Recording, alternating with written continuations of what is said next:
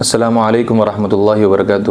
میرے عزیز نوجوان بھائیوں، آج کی اس ویڈیو میں ہم قرآن مجید کی تلاوت اور اس کا ترجمہ سماعت کریں گے۔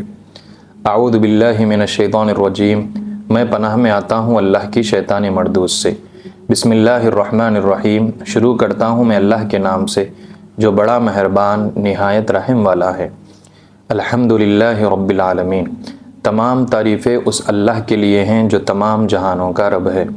الرحمن الرحیم، بڑا مہربان نہایت رحم والا ہے۔ مالک یوم الدین، مالک ہے بدلے کے دن کا۔